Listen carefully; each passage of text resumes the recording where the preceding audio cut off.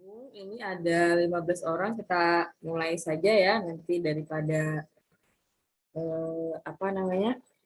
waktunya terus berjalan sehingga tidak bisa kita tunggu lagi. Oke, silahkan kita mulai dulu pembelajaran pagi ini. Silahkan berdoa dulu, siapa yang mau memimpin? Siapa ya kira-kira?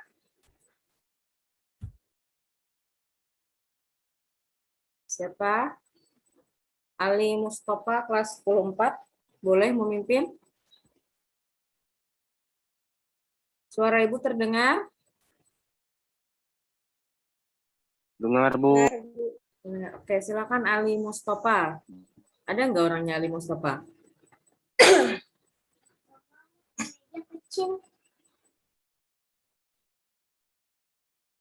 Halo Ali Mustafa.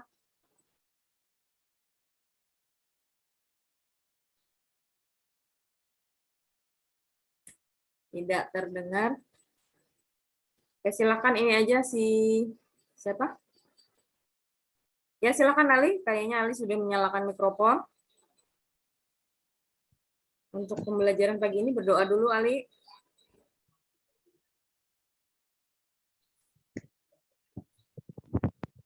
Sebelum memulai Zoom, mari kita baca doa menurut agama dan kepercayaan kita masing-masing. Berdoa mulai.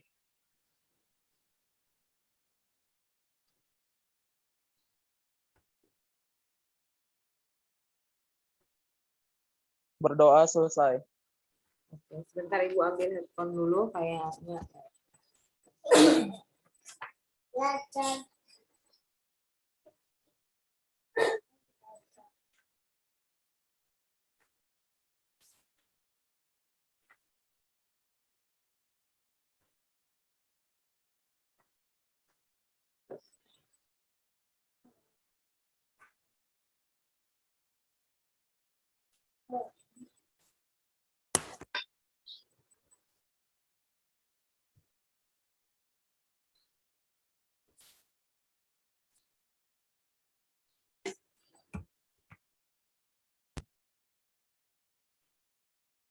Halo. Kedengaran suaranya? Halo. Dengar, Bu. Kedengaran nggak suara Ibu? Dengar, Bu. Kedengaran, Bu. Oke, Ibu coba share screen ya.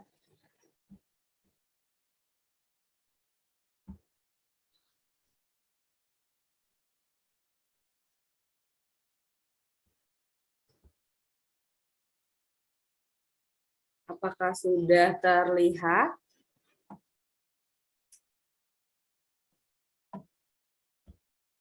Apakah sudah terlihat? Lihat, Bu. Terlihat ya.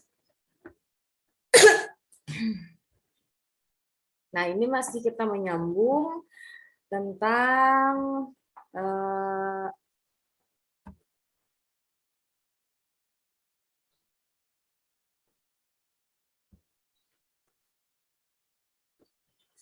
materi yang minggu kemarin, masih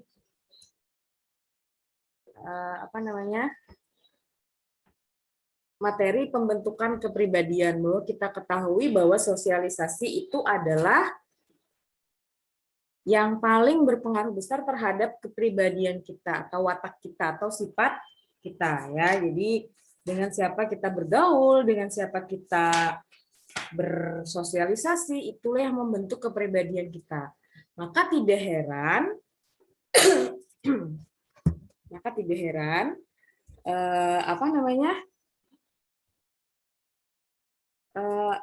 akan ada semacam pepatah atau sebutan gitu aja ya, yang menyebutkan bahwa apabila kita perumpamaan seperti ya, apabila kita bergaul dengan penjual minyak wangi, maka kita pun akan kecipratan wanginya, seperti itu. Dengan siapa kita bergaul, kita mendeskripsikan diri kita. Kita bergaul dengan orang yang sukses, misalnya ya. Berarti kita termasuk bagian dari orang sukses itu. Kita bergaul dengan orang-orang yang sering berperilaku menyimpang, maka kita juga akan dilabeli, dicap sebagai orang yang berperilaku menyimpang. Nah, sedikit Ibu review ya, bahwa faktor kepribadian itu ada yang bawaan dari ayah, dari ibu, ini bisa berupa ciri-ciri fisik tentunya ya, badan kurus, badan tinggi, badan pendek, badan gemuk, ya misalnya seperti itu tuh bisa mempengaruhi kepribadian. Ada yang tinggi kurus jadi percaya diri, ada yang gendut pendek jadi pemalu, misalnya seperti itu. Itu faktor bawaan. Dikarenakan oleh faktor bawaan tadi. Nah, tetapi lebih banyak faktor pembentuk kepribadian ini adalah dipengaruhi oleh lingkungan, ya. Yang pastinya dulu di mana kita dibesarkan, disitulah lingkungan itu sangat berperan dalam pembentukan kepribadian kita, ya. Nanti secara bertahap lingkungan itu semakin meluas, dari teman sepermainan, lingkungan pendidikan, lingkungan kerja, media massa dan lain sebagainya. Oke. Nah, tahap-tahap perkembangan kepribadian sebagai hasil sosialisasi yang pertama, ya, kita itu dapat membedakan kepribadian seseorang menjadi dua. Yang pertama, berisi unsur-unsur dasar yang disebut dengan attitude yang kurang lebih bersifat permanen dan tidak mudah dirubah. Bagian kedua adalah unsur-unsur yang terdiri atas keyakinan atau anggapan yang fleksibel. Nah, jadi ketika kita sudah bersosialisasi, ada bagian yang tidak bisa diubah, ada yang bagian yang sifatnya mudah berubah. Ya kan? Jadi kalau kita bergaul, kadang-kadang ada sifat permanen yang tidak bisa kita ubah, yang kita bawa dari rumah tadi. Ada yang mudah diubah, menyesuaikan dengan lingkungan, ya, lingkungan di mana dia saat itu berada. Nah, setelah dia masuk pada fase kedua, ini merupakan fase perkembangan di mana rasa aku telah dimiliki oleh seorang anak. Dia sudah mulai mengenal dirinya. Siapa dirinya? Ya. Bagian dari siapa dirinya? Oh, di rumah dia bagian dari anak. Oh, di kelas, di sekolah dia bagian dari siswa. Dan lain sebagainya. Posisinya dia sudah paham. Kemudian fase ketiga, ini artinya dia sudah mulai kembali mempunyai kepribadian yang tetap. Ya, artinya dari rumah, dari pergaulan di teman sepermainan, dari lingkungan pendidikan, dia mempunyai kepribadian yang tetap, ya. Artinya ada yang khas yang ada dalam dirinya. Ya, jadi kita itu dibentuk melalui 3 fase. Yang pertama tadi ada yang bisa diubah, ada yang tidak bisa diubah dalam dirinya. Ya. Kemudian yang kedua, dia sudah mengenal dirinya itu siapa, posisinya itu siapa. Di dalam pertemanan, mestinya dia mempunyai kedudukan yang sama dengan temannya. Di rumah, dia sebagai anak, dia mengerti dan paham posisinya sebagai anak itu seperti apa, terhadap orang tua harus bagaimana, terhadap saudara harus bagaimana, ya. Yang ketiga, dia sudah mulai mempunyai kepribadian yang tetap. Nah, ini pada fase ketiga itu dia sudah berada atau sudah dianggap dewasa, ya. Nah, tipe-tipe kepribadian itu ada 3. Ada kepribadian normatif, ada kepribadian otoriter dan kepribadian perbatasan. Ya. Normatif artinya dia berperilaku sesuai dengan aturan, dengan norma. Misalnya menyesuaikanlah perilakunya dengan peraturan-peraturan yang ada di sekitarnya. Kalau otoriter, ada yang tahu otoriter? Silahkan yang tahu. Atau dicari dulu di Mas Google atau Mbak Google. Ayo, siapa yang bisa?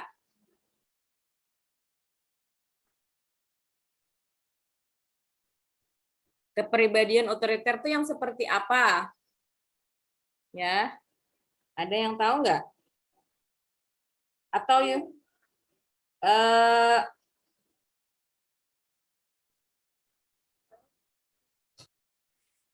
atau misalnya kamu adalah bagian dari yang otoriter atau normatif. Jadi kalau otoriter, ya dia itu mempunyai apa ya? Kewenangan untuk memerintah orang lain. Ada nggak yang di kelas seperti itu kira-kira? Halo, suara ibu terdengar nggak?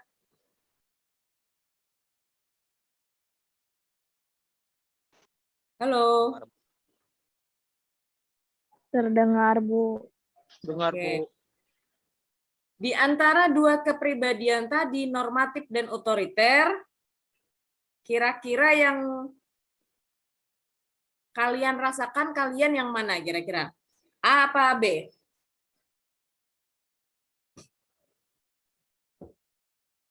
A apa B? Normatif apa otoriter? Kalau otoriter itu contohnya sering nyuruh, sering apa namanya? Biasanya ini dihubungkan dengan kekuasaan. Kalau otoriter, kalau normatif itu bersifat berbasic pada aturan-aturan yang ada di sekitarnya sehingga dia menyesuaikan diri untuk berperilaku sesuai dengan aturan. Ya, kira-kira yang kalian bisa memahami, kalian ini termasuk tipe kepribadian yang mana, normatif kah otoriter gitu ya. Nah, kemudian yang ketiga itu ada lagi kepribadian perbatasan, marginal man.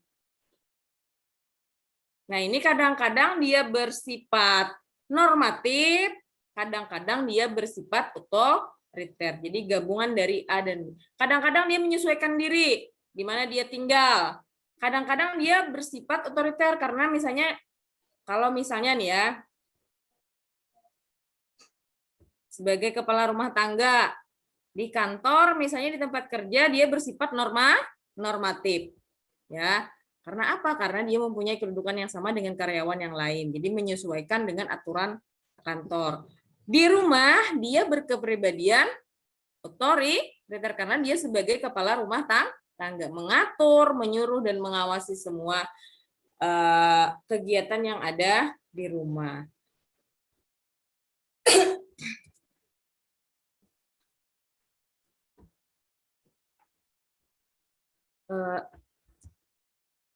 Bisa terpindah nggak?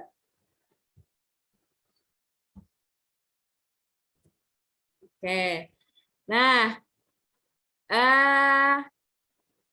minggu kemarin kan Ibu janjikan kalian untuk mengerjakan tugas, tapi tugasnya Ibu pending, tidak Ibu share di grup, tidak Ibu share di GCR. Nah, ini tugasnya ya. Ada beberapa teori tentang kepribadian ya. Nah, silakan dicatat tugasnya. Silakan dicatat tugasnya. Boleh mencari di mana saja, di Google boleh, di apa namanya? Di perpustakaan juga boleh. Ya. Kalian cari teori-teori kepribadian dari 5 tadi ya, ada teori tabula rasa, cermin diri, teori antisosial, Rapp and Compton, kemudian teori subkultur Sujono Sukamto. Nah, ini kalian tulis atau kalian ketik boleh, ditulis juga boleh ya. Dikumpulkan bukan saat pertemuan tatap muka nih. Dikumpulkan tanggal berapa ya kira-kira ya? Minggu depan tanggal berapa? 19, Bu. Tanggal 20. Minggu depan tanggal 25 ya? Maunya berapa hari kira-kira? 4 hari boleh? Sebelum tanggal 25? Boleh, Bu. Bisa? Cukup nggak? Kan tinggal di apa namanya, dicari di Google aja, di save di Word, kemudian kalian print, kasih nama kelas. Gimana? 4 hari cukup ya? Cukup, Bu. Tanggal 24 mengumpulnya, sebelum tanggal 25 kan kita ada pertemuan mingguan. Jadwal kita tanggal 24. Jadi bukan dikumpul saat tatap muka, tapi dikumpul tanggal 24. Oke, silakan dipoto atau dicatat atau di apa? Sudah? Sudah belum? Tugasnya individu ya. Tugasnya individu, jadi bukan kelompok. Jadi boleh saja, tapi kalau kalian mengerjakan berkelompok boleh, tapi pengumpulannya tetap secara individu. Kalau kalian itu di print, ditulis, diketik, itu disampul, ya, disampul. Jangan tidak disampul.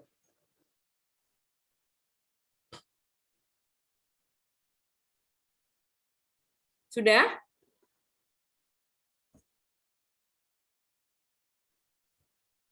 Sudah belum? Nah, nih. Sudah, Bu. Ada 5 teori ya yang kalian cari. Mohon di share ke teman-temannya yang tidak ikut Zoom hari ini juga wajib mengerjakan tugasnya. Iya, Bu. Ya, karena ini sebagai tambahan penilaian. Oke, sudah ya? Per kelas sudah di foto ya. Nah, kemarin kita berhubungan dengan kepribadian. Apa hubungannya dengan apa? Dengan kebudayaan ya. Yang kita tahu kebudayaan itu adalah bersifat turun-temurun. Bahasa, agama, kesenian ya, yang diturunkan terus-menerus ke generasi baru. Dari siapa? Dari masyarakat. Ya. Akhirnya generasi baru tadi ya. Akhirnya generasi baru tadi lahir dengan kepribadian yang mewarisi dari nenek moyang mereka. Ya. Yang kita tahu bahwa misalnya kebudayaan orang Jawa, kebudayaan orang Kalimantan, ya, itu pasti sangat berbeda. Karena apa? Karena dipengaruhi oleh kebudayaannya masing-masing, ya.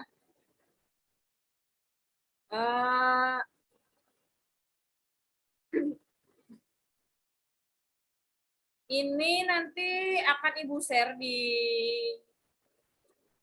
PPT-nya, akan Ibu share di grup, ya, grup WA apa grup kelas kira-kira, atau di GCR atau di grup Gen 8?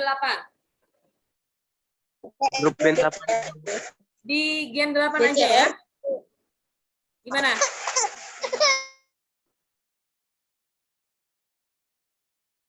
Di Gen 8 aja ya nanti Ibu share ya. Jadi kalian yang tidak ikut Zoom nanti tolong informasikan tugasnya ada di dalam PPT tersebut ya.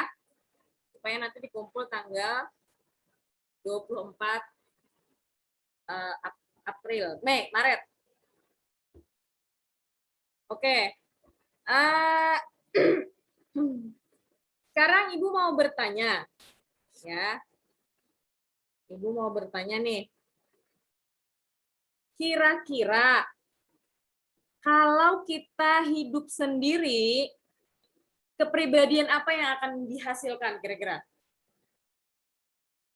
Artinya kita tidak berhubungan dengan orang lain, dengan siapapun, kira-kira kepribadian apa yang akan dihasilkan?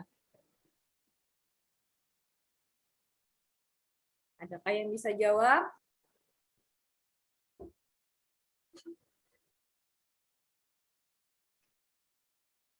Ayo. Misalnya kalian hidup sendiri di dalam sebuah wilayah.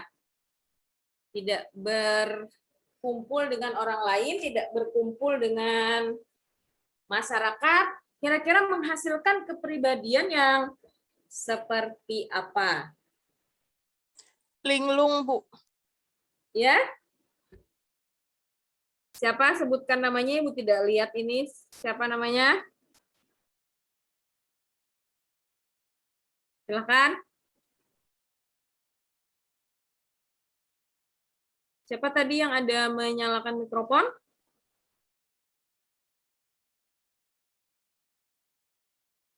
Silakan menjawab.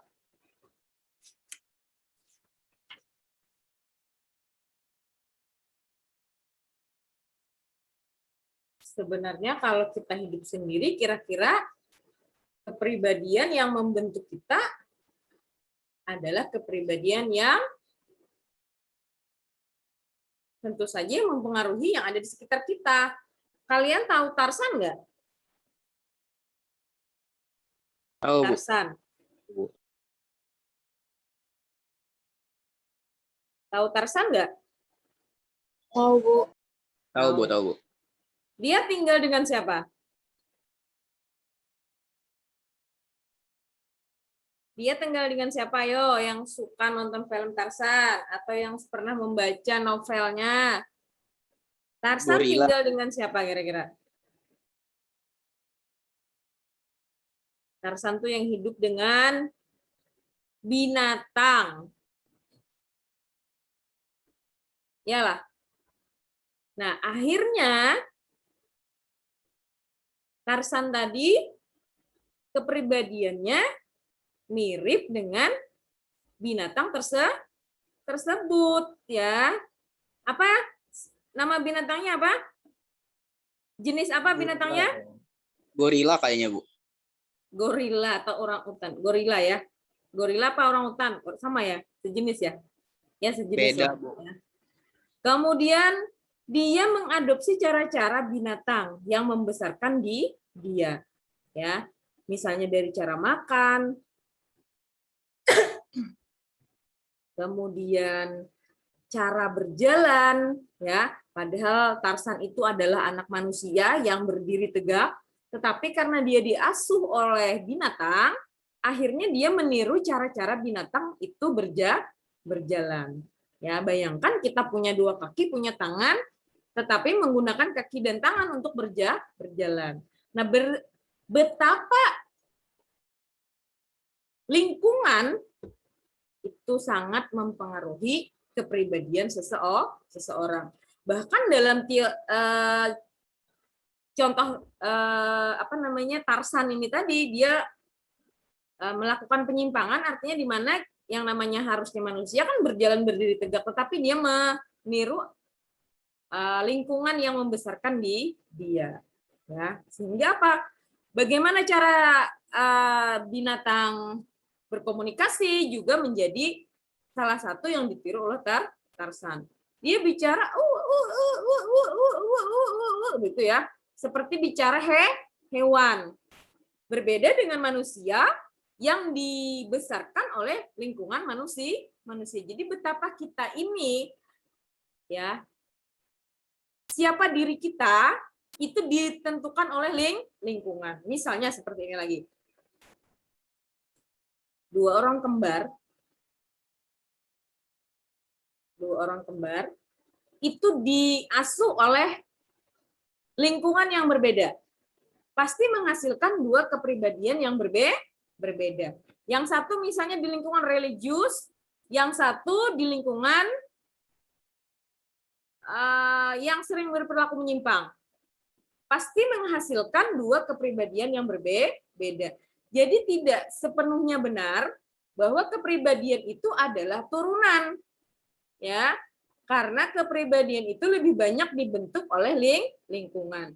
Tapi ada kepribadian yang dipengaruhi oleh faktor genetik, bentuk tubuh tadi, itu yang bisa mempengaruhi juga kepribadian. Jadi lebih besar kepribadian ini dibentuk oleh lingkungan.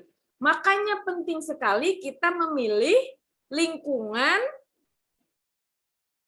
yang mensupport kita dalam melakukan hal-hal kebaikan. Seperti itu. Dengan siapa kita bergaul, ya tentu saja itulah kita. Makanya tadi Ibu bilang, ada perumpamaan menyebutkan bahwa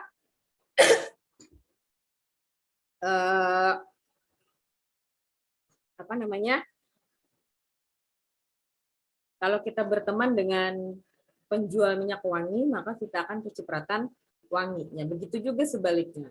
Ya, jadi dengan siapa kita bergaul, dengan siapa kita bersosialisasi, ya tentu saja itulah kita. Itulah yang menunjukkan kita. Dengan siapa teman kita, itulah kita. Kita berkawan dengan maling, kita juga dicap sebagai maling. Berteman dengan orang sukses, kita juga dianggap bagian dari orang sukses tersebut. Ya. Nah, apabila kita dibesarkan dalam kebudayaan yang berbeda tadi, ya. Contoh, orang Jawa dengan orang Batak, orang Sunda misalnya ya.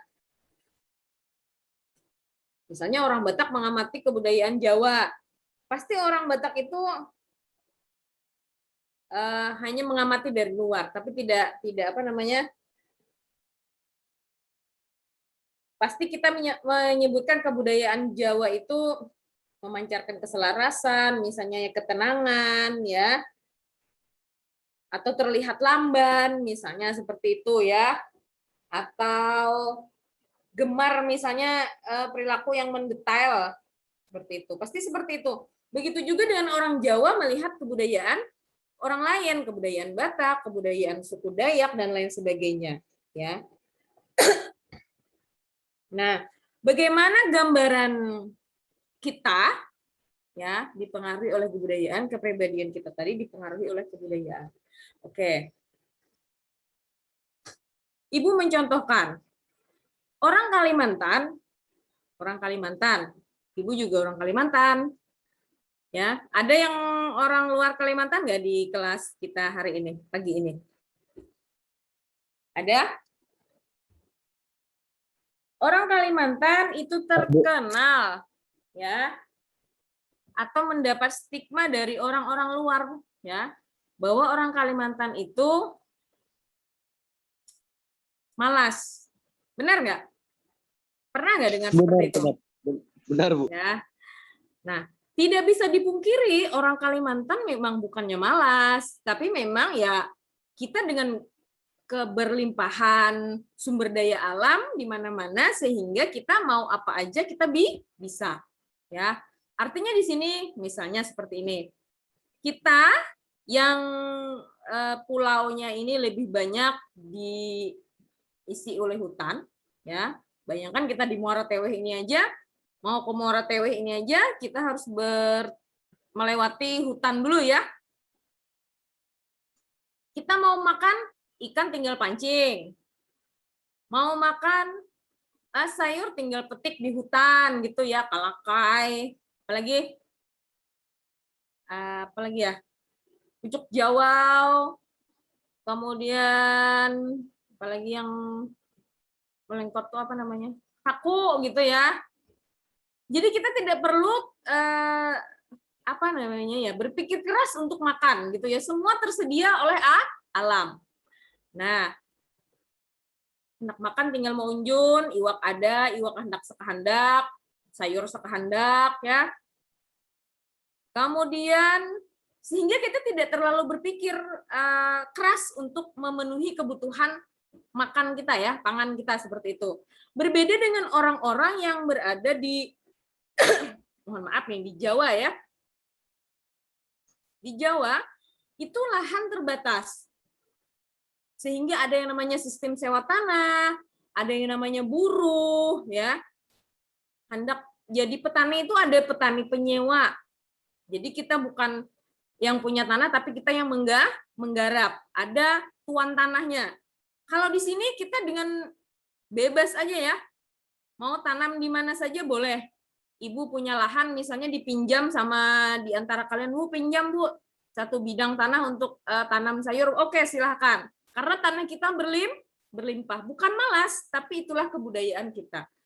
Bayangkan, kita yang tinggal di tengah hutan, pagi-pagi tuh dingin nggak sih? Jam 6, dingin nggak menurut kalian? Dingin, Bu. Ya. Karena apa? Karena keadaan alam kita ini yang membentuk kita. Bayangkan masih apa namanya? Daun-daun masih basah, menyebabkan suasana sejuk. Akhirnya apa? Kita menjadi lebih enak bobo, lebih enak tidur ya.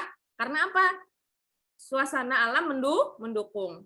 Ya mau makan tadi tinggal kita memancing, kita tinggal petik di belakang rumah dan segala macam. Jadi tidak perlu berpikir keras untuk makan.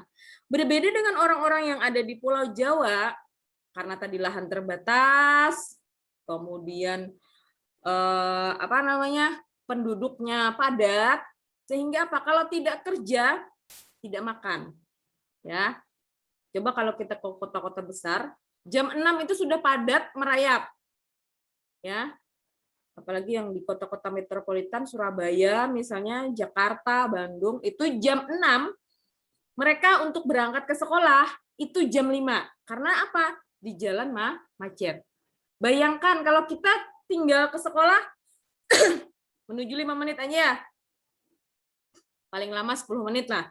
Ada yang 1 jam berangkat ke sekolah, ada nggak di kelas kita hari ini? Nggak ada, Bu. Kalau dari Pendre berapa jam ke sekolah?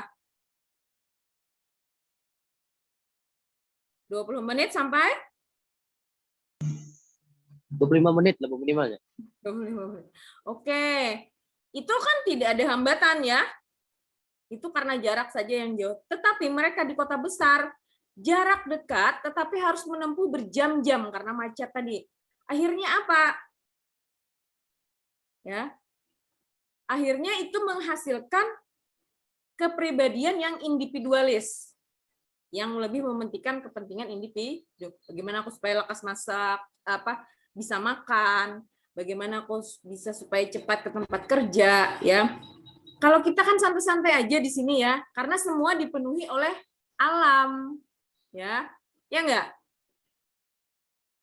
Bukannya malas sebenarnya ya, tapi karena SDA kita berlimpah, sehingga kita menjadi lebih santai.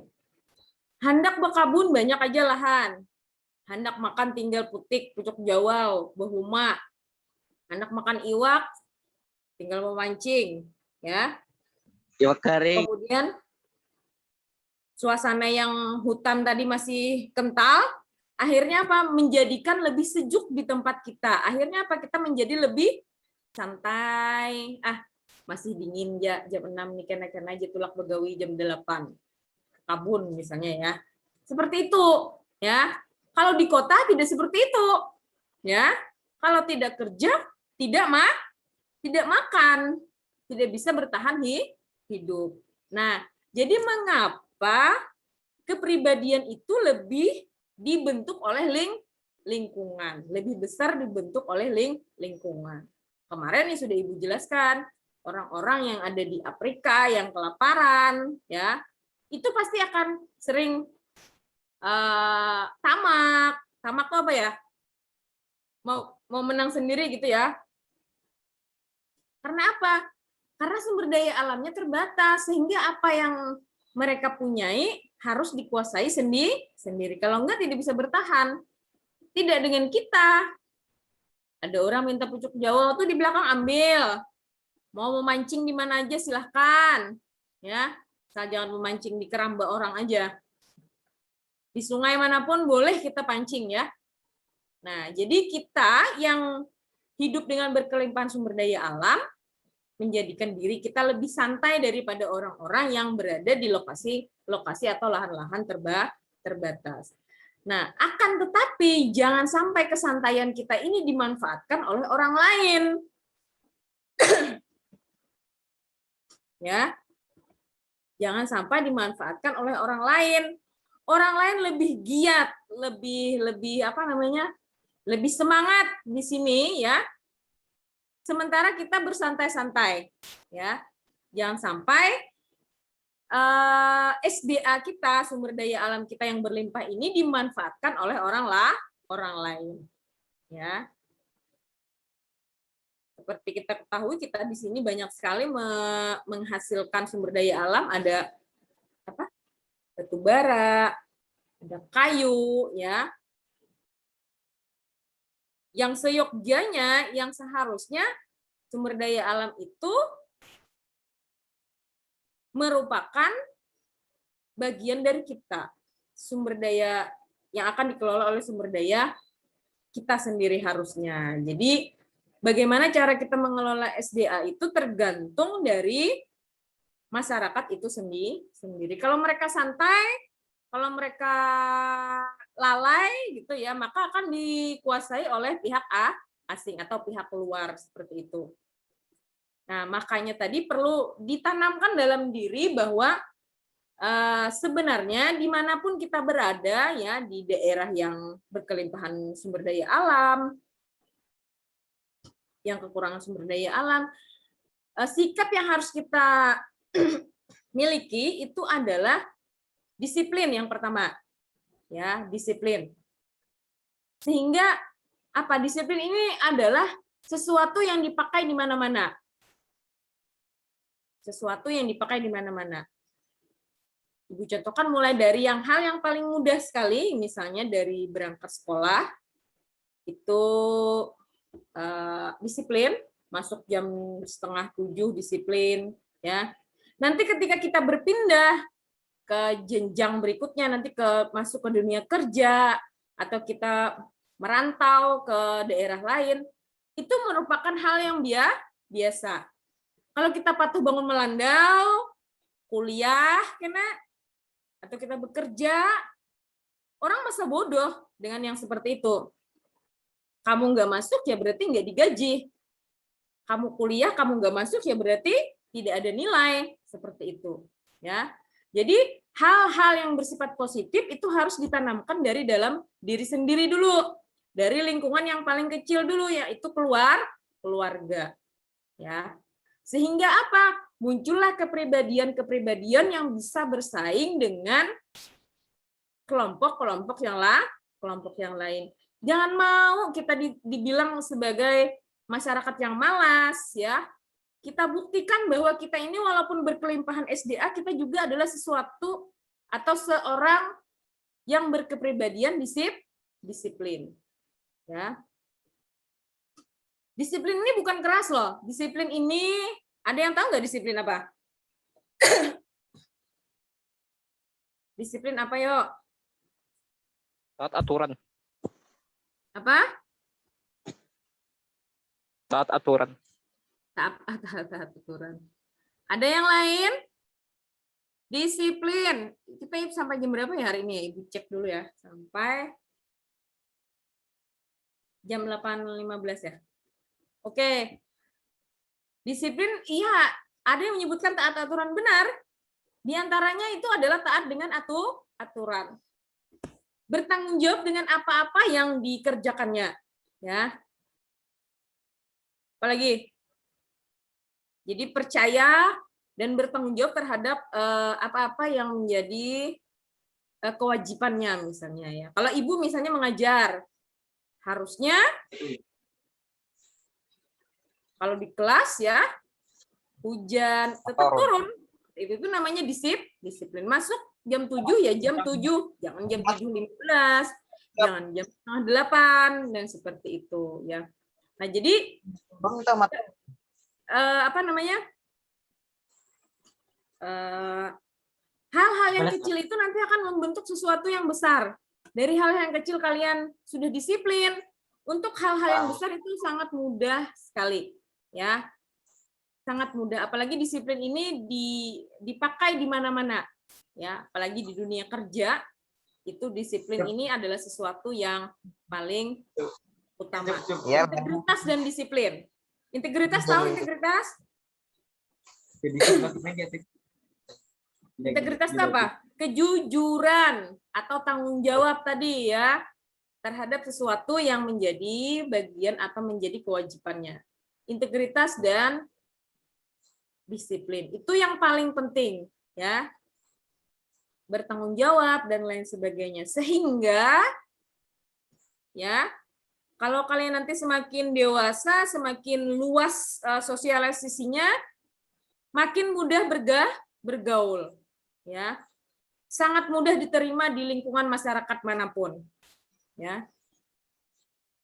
Karena kita sudah punya basic atau punya pondasi, punya dasar hal yang dipakai di mana-mana. Ada yang ingin ditanyakan dulu sebelumnya? Sengaja untuk nyambunginnya. Iya, silakan siapa? Atau tulis di kolom chat saja karena kadang ini suaranya berlomba dengan suara hujan. Ada yang ingin ditanyakan dulu? Ada nggak? Tidak ada?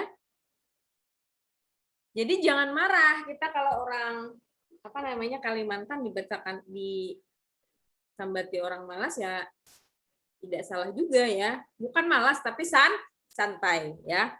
Tapi Ibu rasa mulai hari ini tidak ada lagi yang santai untuk anak-anak Ibu karena sudah menetapkan hatinya untuk jadi apa dirinya ke depannya mau jadi apa. Jadi sekolah itu bukan hanya untuk aku supaya ranking, aku supaya dapat nilai bagus, tapi kita berpikir ke depannya mau jadi apa. Dan itu kita raih dengan apa-apa yang harus dipenuhi di bangku sekolah. Oh, anak mau jadi dokter. Oh, anak mau jadi guru. Oh, anak jadi jaksa misalnya ya. Jadi kita harus bukan aku sekolah supaya ranking 1. Jangan terlalu pendek pola pikir kita untuk ranking. Jadi kita berpikir lebih ke depan. Mau jadi apa aku nantinya? Oh, mau jadi mekanik, mau jadi apa? Nah, untuk mengejar keinginan kita itu kita dapat dari sekolah. Ya. Kalau kita bisa membaca menulis aja misalnya ya. Jadi sekolah itu bukan hanya mempelajari hal-hal yang bersifat teori, tapi lebih mempelajari hal-hal yang bersifat nantinya praktek ke masa depan. Seperti itu ya. Jadi jangan biar aja aku sudah sampai segini aja nilaiku sudah bagus juga. Kita jangan berpikir hanya tentang nilai. Ya. Tapi hasil akhir nantinya di masa depan seperti apa, ya. Coba Ibu chat dulu ya.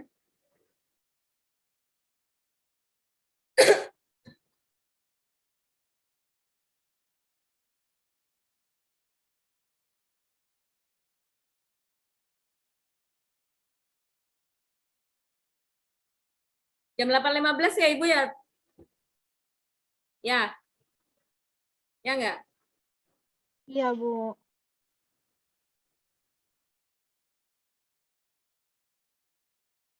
Ada yang ingin ditanyakan dulu? Tadi mengenai tugasnya, nanti akan Ibu share langsung di di kolom WA grup Gen 8 ya. Nanti kalian buka aja PPT-nya. Silakan nanti ditulis, diketik boleh, ditulis boleh. Ya, tapi ini tugasnya adalah individu ya. Jadi tugasnya individu tidak bertanggung jawab untuk kelompok. Boleh mengerjakannya bersama-sama, mencarinya bersama-sama, tetapi pengumpulannya tetap individu ya. Ada yang ingin ditanyakan dulu? Nah, sedikit Ibu membahas untuk materi sosialisasi pembentukan kepribadian ini sudah habis. Kita ada materi terakhir nanti yaitu perilaku menyimpang. Nah, jadi dari sosialisasi pembentukan kepribadian ini nanti akan ada pembentukan pribadi yang menyimpang. Bagaimana itu? Nanti kita bahas minggu depan di Zoom kembali, ya. Jadi ada yang namanya misalnya penyalahgunaan narkoba, kemudian penyimpangan seksual, ya. Dari hasil sosialisasi ini menghasilkan macam-macam kepribadian. Ada lagi yang misalnya apa ya?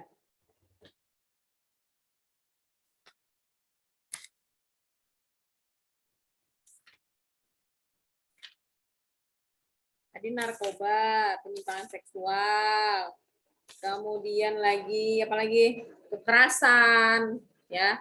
Yang semuanya itu ada di sekitar kita. Ya. Contoh perilaku menyimpang ini semuanya ada di sekitar kita, bahkan kita sendiri pun mungkin pernah melakukannya, ya. Sebentar ya.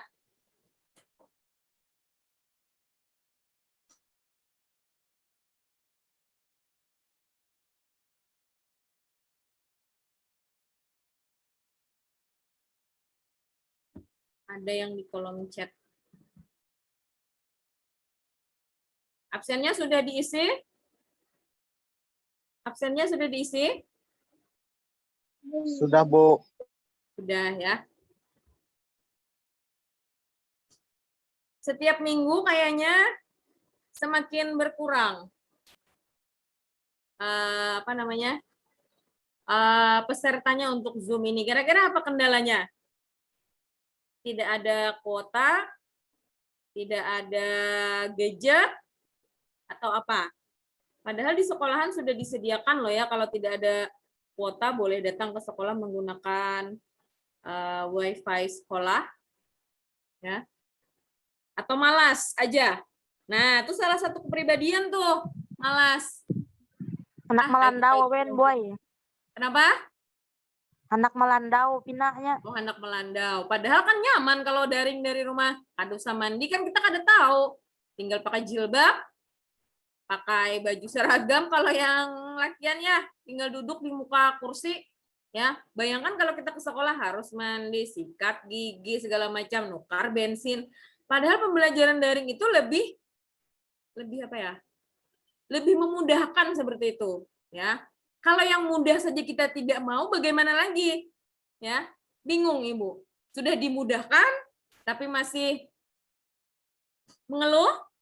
Tapi ya itulah manusia ya. Diberi kemudahan, mengeluh. Apalagi diberi kesusahan. Ya enggak? Enggak ada niatnya sekolah, boy. Enggak ada niat untuk sekolah. Nah, itu termasuk kepribadian tuh. Ya. Kepribadian apa kira-kira? Kepribadian yang menyimpang ya, nantinya itu akan kita pelajari di minggu depan. Oke. Ada yang ingin dikeluarkan dulu unek-unek dalam pembelajaran sosiologi?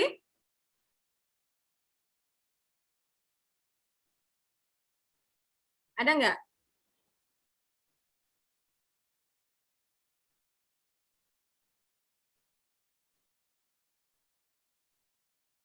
Ada nggak yang ingin dikeluarkan? Atau mau diceritakan? Atau mau share pengalaman tentang kepribadian? Tidak ada? Tidak ada? Kalau tidak ada,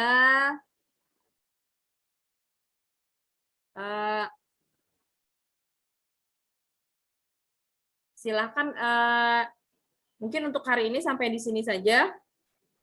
Untuk memimpin doa penutup kita siapa ya kira-kira yang mau ya? Kelas 10-2 nih, mana orangnya kada terlalu banyak nih. Yang orangnya hadir itu-itu aja. Oke, Piona, silakan Piona. Baca doa dulu Piona.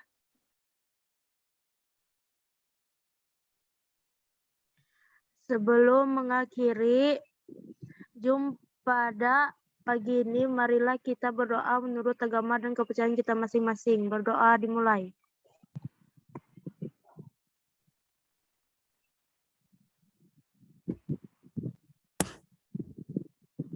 Berdoa selesai. Oke, terima kasih Fiona. Gimana, ada yang puasa nggak hari ini? Lemas?